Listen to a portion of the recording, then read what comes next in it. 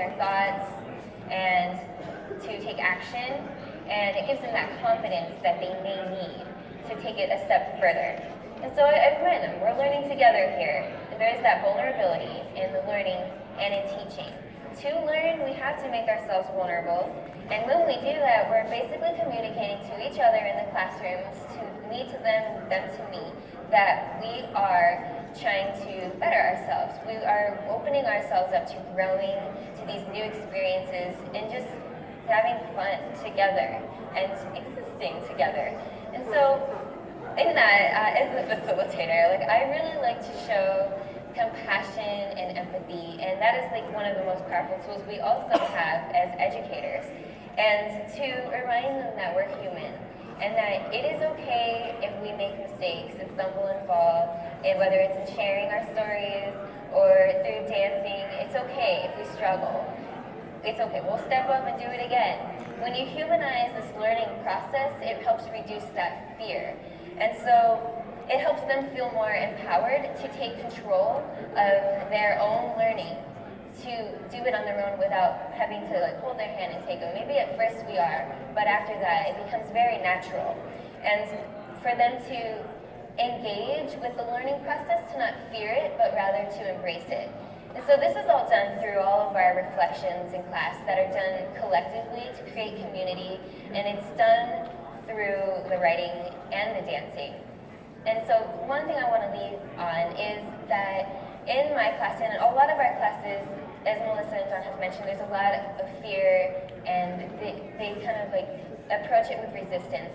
But then, if you start hearing that, I can't, you can start with saying, I can't yet. And so that way, they start repeating that in their head, maybe I can't say these words or do these steps yet, but I will get it in time.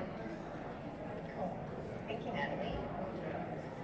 So we're obviously really passionate about what we do, and we do this probably 7 days a week with our classes and then our own administrative work.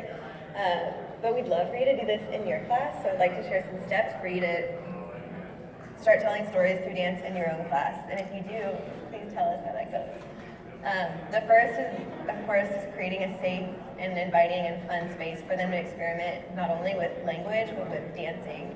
So that could be setting not only your teacher expectations, but asking the students to, what are their expectations for you as their teacher, and what are their expectations for their classmates.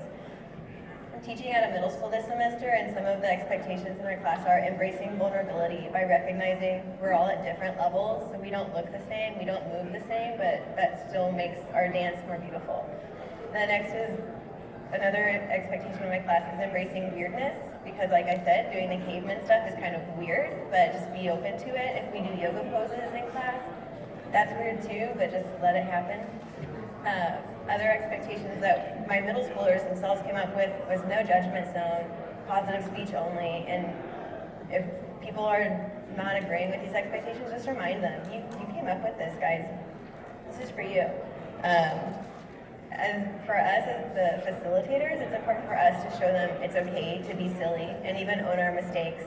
If I were reviewing choreography and I left someone's part out, or if I just completely didn't do something that I made up myself, I'll let them know, oh, I'm sorry, I made that mistake. Because I think it's really powerful for students to see an adult own that, because how often, and it's hard not to, you know. Next is facilitating and encouraging routine storytelling in your class. So not a one-off thing, but it becomes more regular in your routine.